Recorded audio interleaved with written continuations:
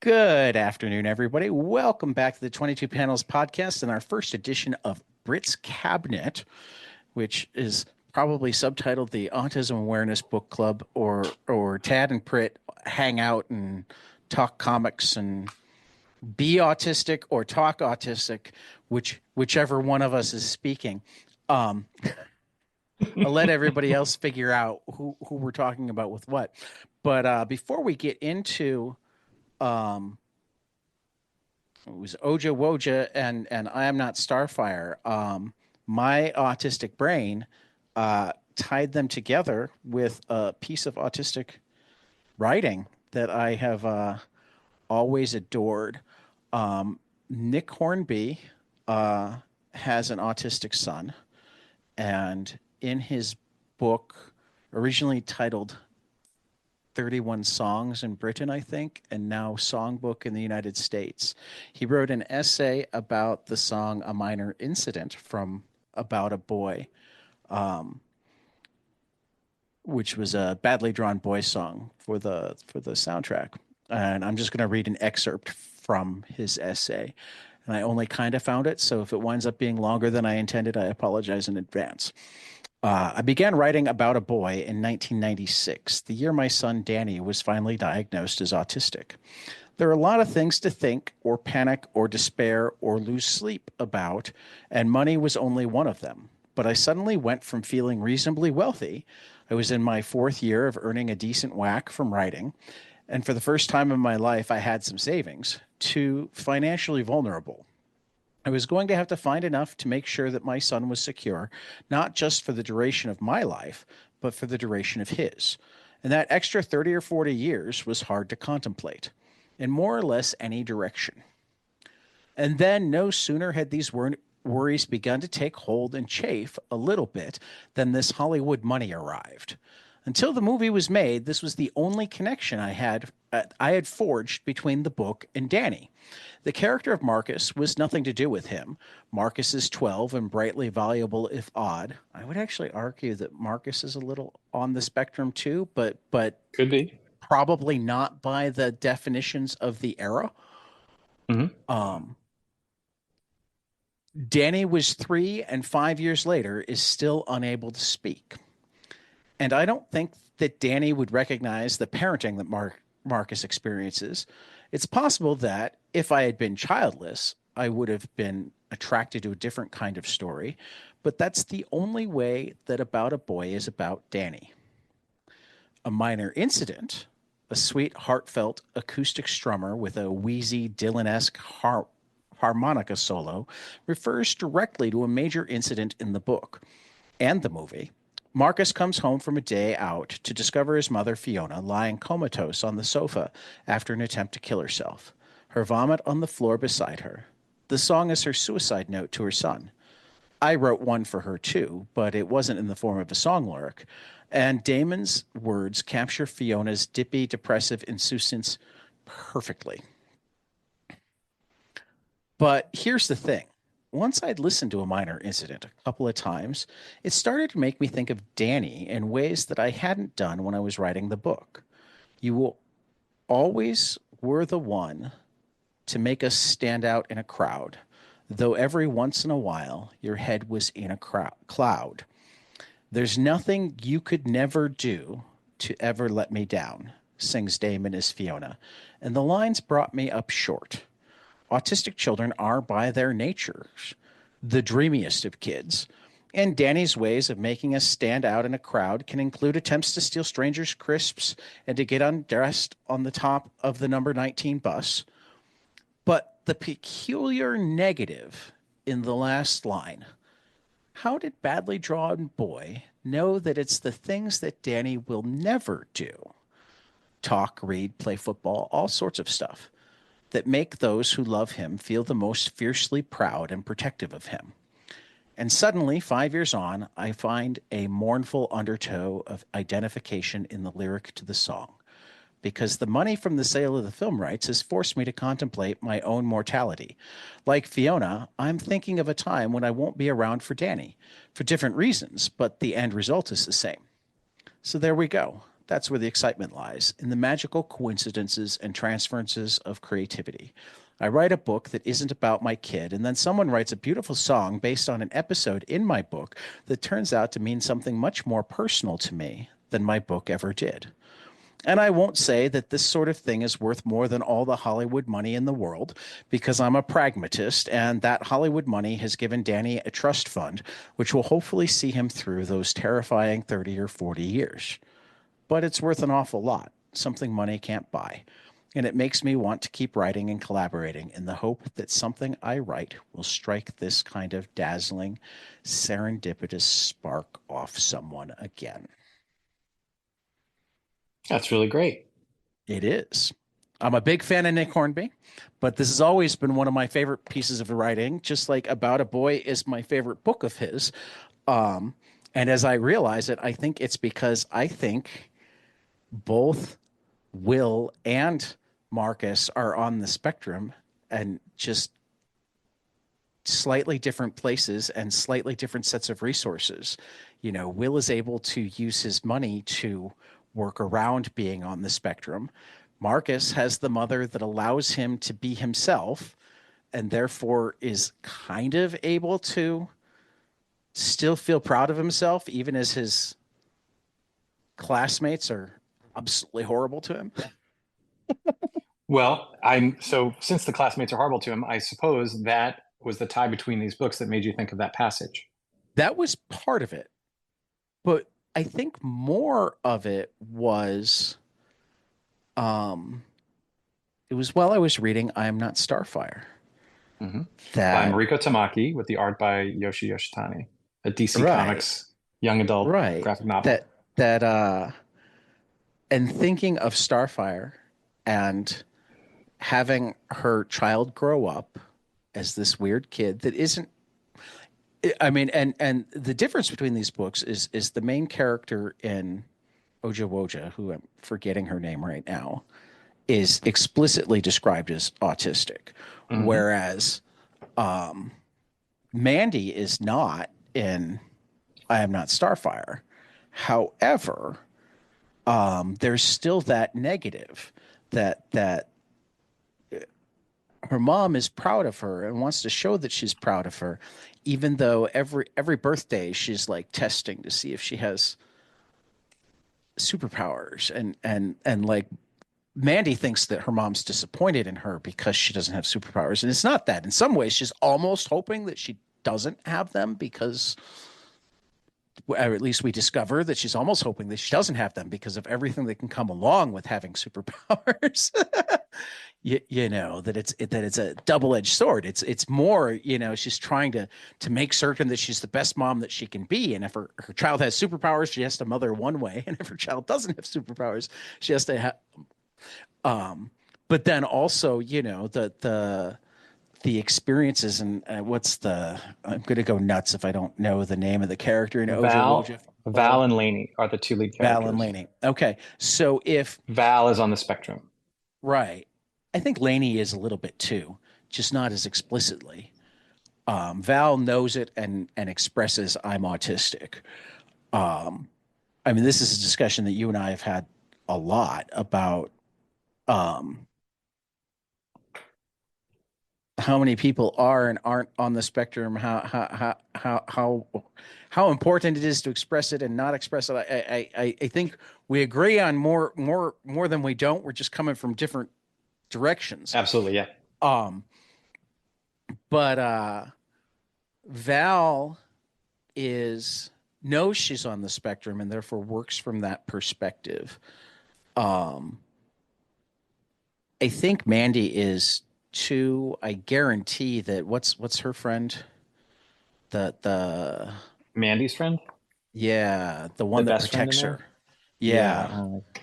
I'll look at it. Um, But he that friend, she, excuse me, and for that matter, both of them have similar relationships because that's how Mandy Laney is a protector of Mandy. Lincoln. Lincoln is Mandy's Lincoln, friend. right? Lincoln is a protector, or Lincoln is a protector of Mandy. Laney is the protector of Val. So both of these stories involve somebody who knows they're vulnerable and the other person like knows they're vulnerable, but also has more of the tough person persona. It's like, yeah, you make fun of me, Yes. fuck you. Yes. Although in both you see that person who is willing to adopt that role more outwardly, sometimes is the Right. person who is hurt more inwardly. Absolutely. Absolutely. And that's how the connections wind up. And that's something I've always noticed through my years, long before I realized that I was on the spectrum, is that like we are, and I see it now with my students, we're relatively good at finding those people who think enough more like us, or at least enough differently from the rest of the world, that like we're not weird to them, or we're weird in the good way. Does that Mhm. make sense? Absolutely. And those are themes that I think you end up exploring both as an autism parent and probably I don't it must be more frustrating as an autistic person to have to even think of that. In part because of what Rain Man did to the culture and its perceptions of autism that and then also, people who are autistic bolstering themselves by saying autism is my superpower because I can Right. understand the reasons that all I these mean, things are happening, a little of but it that, but becomes a burden also, for Mandy and I am not Starfire. right. Well, but there's the other side of it, is that like, and it's very hard for a lot of people on the spectrum. What autism really is we think enough differently from you that explaining what we're feeling and what we're thinking is really hard. Well, let me dig into that then in the Ojja Wojja because that is the explicit theme of it. I'm really glad that you picked this one to reread. I had skimmed it before, sort of just to see if it was appropriate for my daughter to sort of be able to talk Right. knowledgeably about it in my presentation, and just to get a sense of what it was. And I'm not particularly interested in horror either, so it really, for several reasons, was not targeted for me. That But it said, was great. since we picked it last week, oh yeah, well I read it, I reread it a little more carefully and followed it a little more, and then understood really what was going on. So we know a little bit about the author, and they identify specifically as autistic. Then this lead character, who's also the narrator, identifies as autistic. And this is gonna have some spoilers. So if you haven't read it yet, That's fine. what are we Five, gonna four, three, two, one. Spoiler alert, spoiler alert. If you haven't read it, do? pause now, go read it, come back. Otherwise, deal with it. So It's it's not sort like of it a hasn't been out modern. for a while. It's It's a book kind of a club. You can't have a book club and not spoil shit. fair enough. So it's a Scooby Doo ish setting, milieu, and that's what I thought it was, and that's kind of why I skipped it. But I think more the detail what than we end that, up but yeah, well, that's what I'm saying. When I skimmed it, that's kind right. of what I got out of it. And reading through it more carefully, it actually to me is a really sensitive and careful portrayal through the medium of horror and specifically kids horror for understanding the metaphor of what it's like to think as an autistic person. So you spend a lot of Hmm. time early on in the book seeing the fantasies of our two lead characters in different kind of movie style situations, space operas and detective noir and pulp and TV anime news fantasy, slash, TV news. Yeah. And so right. there are all these flights of fancy. And then about a third of the way into the book, the lead character explains that part of how she navigates in the world as an autistic person, the way her particular autism presents itself, and presumably the authors as well, is that she kind of takes stock of what other people do and how they behave, how she responds, and how that response is received.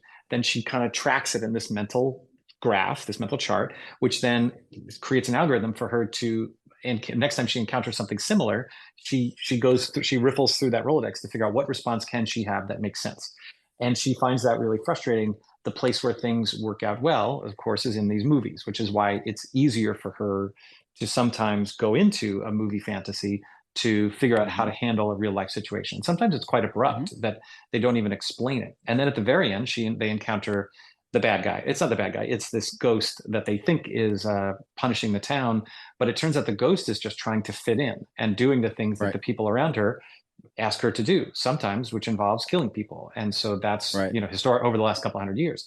And but what the lead character figures out is that the ghost has something in common with Val, with our lead character, because she also has a hard time figuring out what other people want. And so when she recognizes that in the ghost, then she can pass on the knowledge to the ghost. Hey, why don't you spend time in stories and in the way that we sort of craft stories to have beginnings, middle, and ends, and satisfying, understandable situations, and then maybe you'll be happier there instead of dealing with the uncertainties of dealing with people and their difficult to read interactions.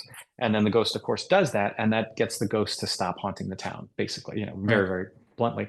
And so what ends up happening is that this character, who we have now come to understand, and whether we were aware of it or not, understand how her autism presents, the ways that she finds relief for herself, the way she helps herself understand the world, is the thing. That's the secret sauce that lets her defeat the bad guy. Defeat's not the right word. It's understand and Connect reorient the with. bad guy. Right. Connect with, yeah, Right. but also, connect with and redirect, which is a very Explain. common thing I mean, as an I think autism one of parent, is to connect and right. redirect away from bad I think behavior. one of the reasons I'm a good teacher is because of both the way my brain works just normally, and because of the ways that I've had to figure out how to adapt the way I think and act naturally to acting in the world. I mean, one of the things we talk about in autism a lot is like not wanting to make people mask. And I think that's an admirable goal, but I think that there's also there's a difference between masks that we're forced to wear and masks that we choose to wear.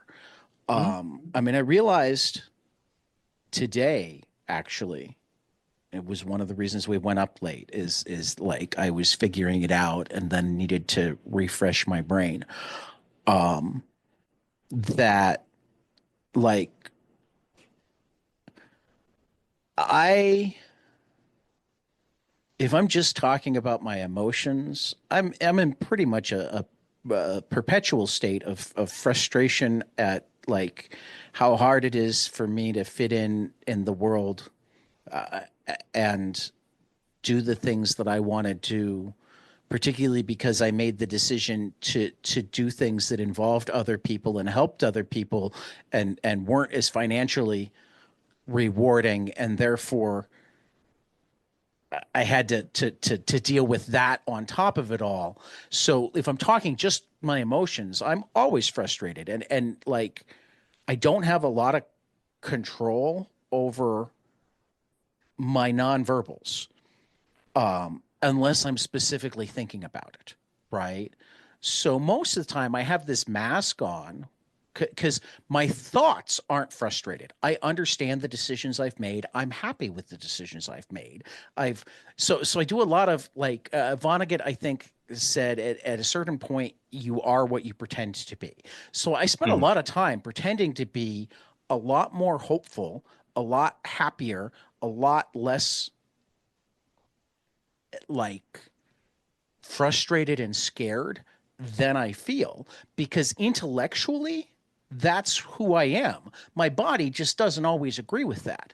But then sometimes when I'm like thinking really hard about other things, I'm not able to also maintain that mask on my outward nonverbal affect, and then people think I'm pissed off at them or I'm frustrated or whatnot. And the answer is yes, I'm frustrated, and yes, I'm pissed off. It didn't start right now. It started decades ago.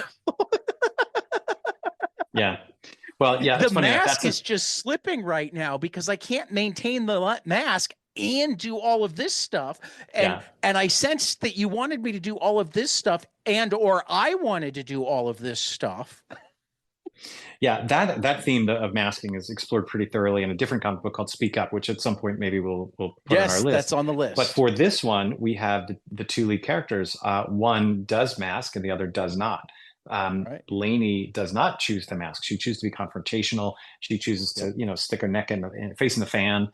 Whereas Which Lainey is a is different kind of taking masking. more of an effort to be quiet. And so as a pairing, yeah, it's Yeah. absolutely. But as a pairing, you sort of see these two alternate paths. I thought it Yeah. was a really you talk about masking too. Masking really depends on the rest of the world. And if we want to be able to Right. reduce autistic people's need to mask everything, as opposed to just the things they choose to mask, then Right. we do need to change the attitudes of neurotypical people to understand that, like, Right. oh, that's just autism, or I don't even care what that is. It doesn't bother me. It's Yeah. fine. I mean People be that's people.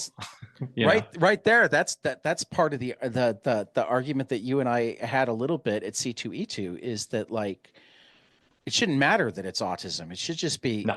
is there actually anything wrong with that, or am I just saying there's something wrong with that because it's different?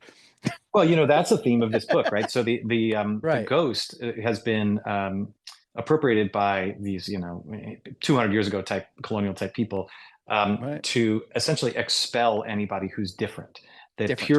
The purity of the town will be the strength of the town, and we're going to use this Right. ghost to expel sodomites, Israelites, Catholics. I Right. can't remember the rest of them, and Witches. all kinds of stuff. Witches probably was on the list, and I then think when it they started revive. with witches, and then it was like, oh, and while we're at it, Yeah, let's then it add. exposed the metaphor of the book. Yeah, and then so when in modern times this monster gets released and takes over the popular girl, who's the mean popular girl, and uses her as Who, a as it conduit to turns take out, over is the town. mean in part because of her own Well, physical. not only that, but you see that the ghost recruits all of the people who are theoretically the insiders, and does Right. not recruit our crew of five little outsiders.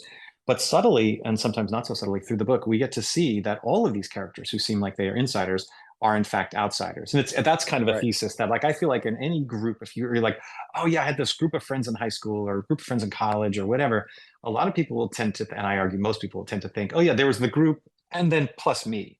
But if you asked anybody in the group, they would also say the same thing, that Right. everybody thinks they're not in the core of the group. They think they're on the fringe of the group.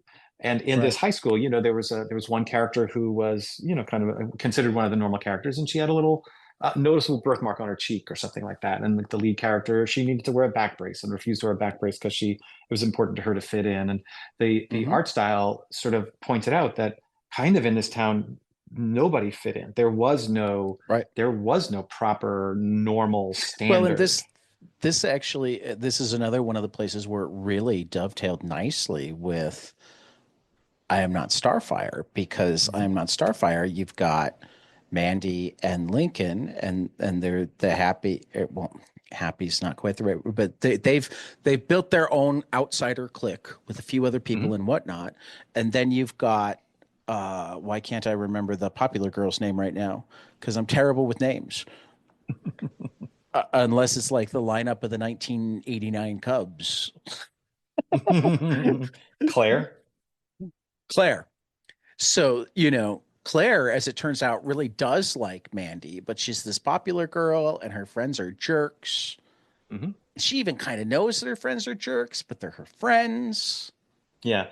Yeah, they both of them had fairly textured relationships among all the characters, but I thought in particular Right. I'm Not Starfire had a really nice textured relationship. The friendships weren't 100%. The Right. rivalries weren't 100%. Even the girl who's the lead character, not the lead character, but the lead character's crush, basically, um, isn't an angel. She isn't perfect. She makes a mistake, No. and she has to Hmm. learn how, or demonstrate that it's okay to apologize for a mistake and still be okay with your friends. I found in Well, this book, and for that matter, she had she through her she demonstrates that sometimes you have to learn that it's a mistake. Because initially she's like, why yes, the fuck is she mad about that? the Why thing is she was she mad mad about that I is did that? Starfire. Starfire's in the Teen Titans, or the Right. Titans at this point. They're adults, and Right. Mandy is Starfire's daughter. And one time, Mandy invites this girl Claire over to her house, thinking that Claire likes her, believing that Claire likes Mandy for Mandy, and not because she's Which she Starfire's daughter. does. Well, we find out later. I mean, we that ends up becoming an important scene later, but at this moment, we Right. just sort of presume that. And then when Claire comes in and does something she always does, or is revealed to have done something she always does, which is take selfies. And in this case, she takes a selfie with the Titans who happen to be over Because they Starfire's happen to house be there. Right. because that's what she does, and then posts it. And because she Mandy, is a fan of the Titans, it's just to yes, her separate Mandy, from being a fan Mandy of is hurt, Mandy. and Mandy is hurt by that because through her life she has Because, been felt put upon by having Starfire as right, a mom. So then that confrontation between them, where the one says, "How could you do this? I thought you liked me," and right. Mandy had to be able to hear from her friend that first of all she's apologizing, didn't mean to hurt her feelings, but also it is not an indicator that she doesn't like Mandy. It makes you But sort of first, Claire had reconsider to be able to hear mhm, from, in this that it hurt case, Mandy. Lincoln, that that put yourself in Mandy's shoes. Mhm. Yeah, you're thinking, "Oh, I'm a fan of the Titans, but I also like her. What's the big deal?" But Yeah, that's think great. of the life she's led. She's been in her mother's shadow all of her life. And here she is being vulnerable to you for the first time, letting you come to her house, and you not only take a picture with the Titans, but you post it out to social media. So now it feels like to her that you didn't come because you wanted to spend time with her. You came Yeah. because you get to go, "Hey, look at me. I'm hanging out with the Titans." Yeah, and so they work that out. They end up working it Right. out, and it's an exercise. The book has a familiar spine of be yourself, and but it also has this strong undercurrent of empathy and of Right. trying to. You see Starfire, who you may not.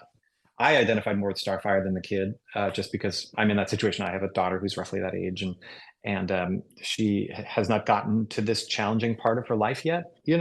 and so, but it's looming, and I'm terrified of it. Um, and so I naturally identify more with Starfire, but you see Starfire at practicing empathy, and you kind of see her friends practicing empathy, and you see Mandy and Mandy's friends practicing empathy and stumbling and trying to get it right, and recognizing that people's relationships with each other aren't always straightforward. They aren't always on See, or off.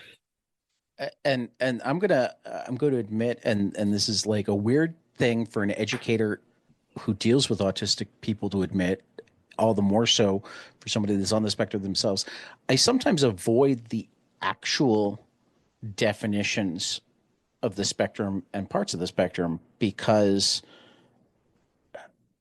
A, it feels like they're all written by people off the spectrum, and B, there are parts that just feel way off. And so I don't know if it's still currently part of the definition, but for a long time, one of the defining characteristics of people who were autistic was a lack of empathy. And it's one of the reasons that people have argued that I'm not autistic is like, "Oh, but you empathize." And it's like, yeah, but I mean, two things. First, I empathize because I spend a lot of time actively thinking about what would it be like to be in this person's shoes. Um, just like I also have to spend a lot of time thinking about what messages am I sending. So I wonder if it's less that autistic people have any more lack of empathy than anybody else, because God knows I also know tons of people who I don't think are autistic at all. That empathy is not something that they're good at. Yeah. I mean, Um, so my experience with autism has basically developed in the last 10 years. So anything that would have gone right, before really wasn't part of my introduction to autism right. and definition. 9 years, really.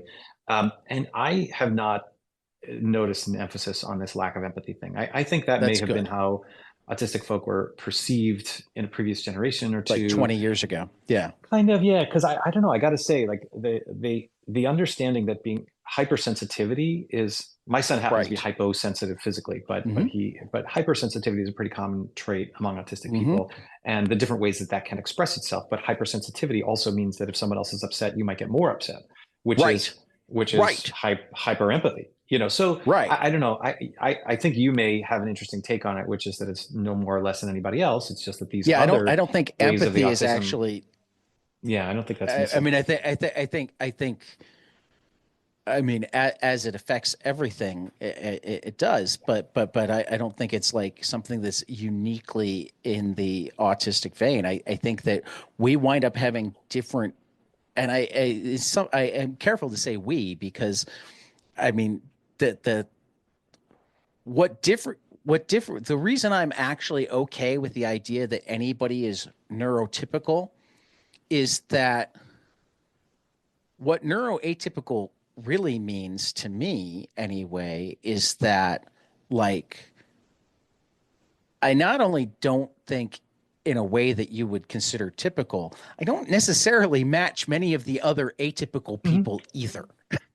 Yeah, you, yeah. you know, it's hard to define neurotypical because that's still a pretty wide spectrum, but it's way more narrow than the atypical spectrum. I think that's Does fair. that make I, sense? there's a absolutely, yeah, and there's a statistic that goes around. This is kind of off the track, and we only have 9 minutes Ah, left. we But don't have a track. um, It's a book club. well, You will learn this well, one you know day. what? This Here, is I not do your want to. presentation. This is a book club. Yeah, I do. Let me pull this back to the books though, because I do think it's interesting. We were both reading books that had um, teenage girls, young teenage girls, as lead characters, and you and I are both middle-aged white men. And I think it's great to see books by and about people who are unlike me.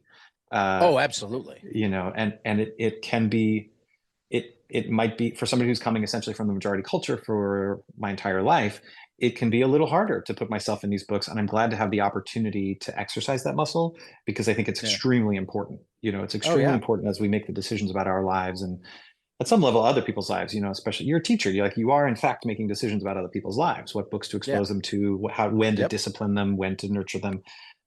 That if you can Thankfully, have as a as paraprofessional, I don't have to make a lot of the big decisions that are beyond just what I will do to personally influence them. But yes, but still those micro decisions add up, oh, those. they do. They're Yeah, incredibly they important. do. And so I'm glad that They're these often more books. important, but Mhm. they're I'm glad also these books slightly broke more through to manageable. us, I guess, is what I'm Right. saying, and that Right. we got put into the perspective of, especially in Ojja Wojja, they're both from the narrative point of view of a teenage girl outsider who is unhappy, Hmm. and I identified with this a little bit less in Ojja Wojja than in Starfire, but like I want them to be happier. I want them to be better. The character in Ojja Wojja that would have been more like me would have been the teacher. There was a teacher who was trying to figure out how to get these quirky Hmm. kids to redirect their scattered Energy. interests into Right. a productive direction, which that's what he saw as his job. And And, Starfire, and and similarly, and this is where I'll also say what he considered a productive direction, yeah, it's subjective. It's because he can only that's make the also best one of decisions he knows how to make. the biggest issues of being neuroatypical or even just somebody, and I think this happens more often with spectrum people and whatnot, who rejects the typical version of success. It is way more Yeah, important to me and that's coming from to Starfire or Mandy deciding that she didn't want to go to college. right. It is way more important to me to feel like I am making a better world, and way more important to me to be able to manage my own internal self-destructive tendencies than any amount of pay or recognition or any of those things that everybody else seems to want and think are really, really valuable. And I because so many people want them and feel like they're valuable, I don't want to say, God, you're idiots. I just don't connect to that at Mhm. all. The choice between doing something that I think makes a better world and something that I think would make more money isn't a choice to me. The choice between doing something that I think is expected of me and doing something that allows me to not want to hurt myself isn't a choice to me. you Mhm. know Yeah, um but it seems to be a choice to other people, and some days I envy them that, and some days I just go, I don't get it. yeah, How can you say, yeah. I know that this isn't good for other people, but it's good for me and my family? I I mean, I get that on one intellectual level, but I can't actually uh, like I just I couldn't do it. Yeah.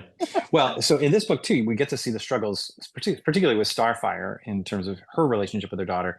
What's the line between let the kid be Right. themselves and help the kid be their best selves?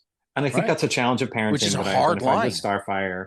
It is, God, I had and I so think, much trouble with that with yeah. my son, and Mhm. I think I've finally gotten pretty good at it, but mostly because he's finally doing well enough that I can go, oh, you seem pretty happy.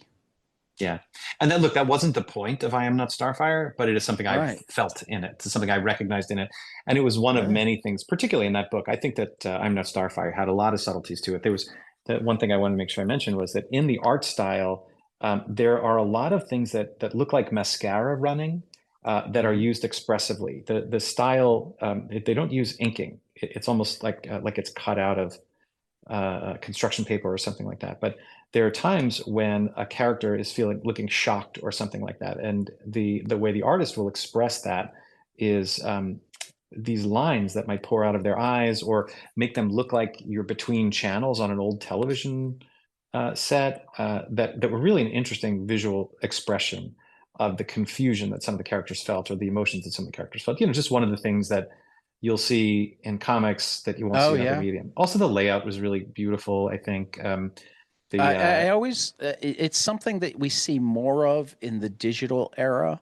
I love the no outline Yeah. um, panels, and as I realize, as I look at this, this is something that you don't see a lot, except in people who work in colored pencil, which this is digital, so it's another way that you could do it. You notice that it's not inked. No, There are no outlines.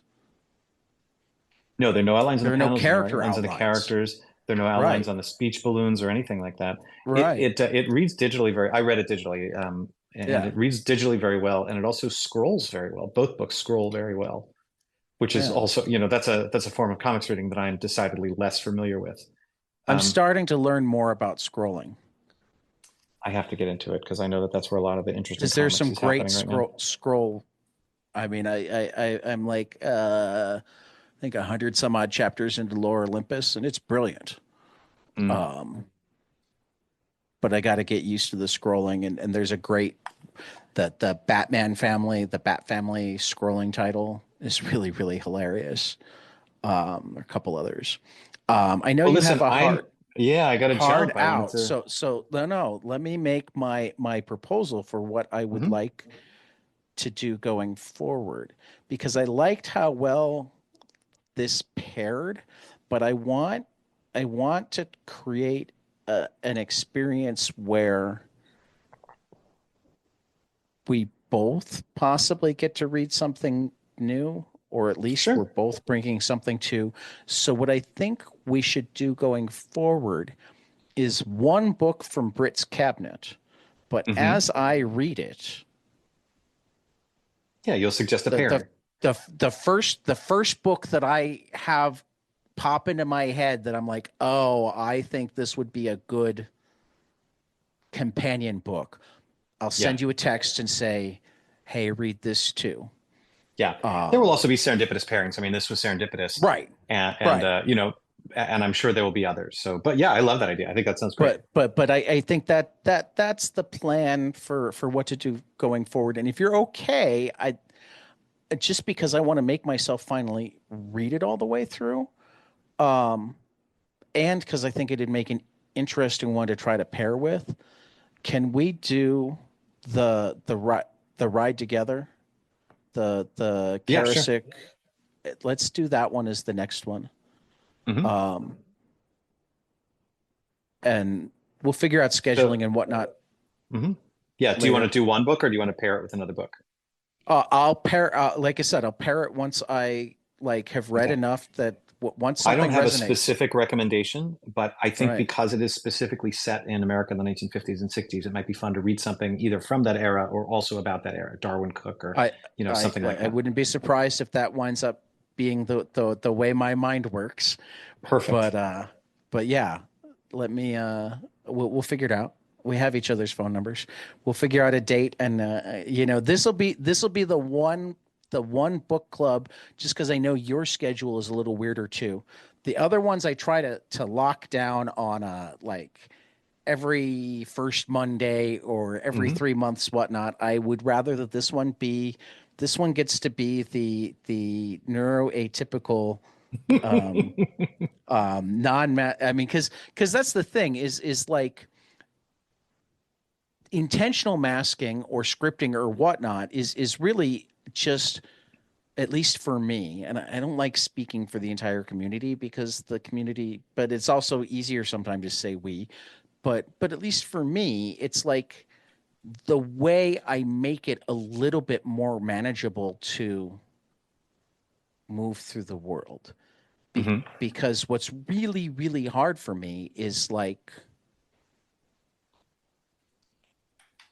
I am really good at problem solving. I'm not as good at showing you my work in a way that makes sense to you. Yeah. Yep. I can understand that. I have You one kid who know? can show her work and one kid who cannot. I mean, I'm good at showing my work, but not necessarily in like particularly verbally. Yeah. Like if I can write it down and I can organize it, I'm great at writing Yeah. directions. But if we're doing it verbally, you start asking questions. I'm like, why the fuck are you asking that question? I'm going to answer that 3 steps from now. I'm over here. All right. And you're taking I us in have the to wrong fly. direction. So for 22 panels, this has been Brit's Cabinet, and we will see you after the next page. Hey guys, this is Tyler from 22 Panels. I'm here to tell you all about our Patreon. If you enjoy this show, please consider donating to our Patreon to keep this show going. We have many different tiers, all different levels to help you decide what's right for you. Okay, so get on out there to patreon.com/22 Panels Podcast.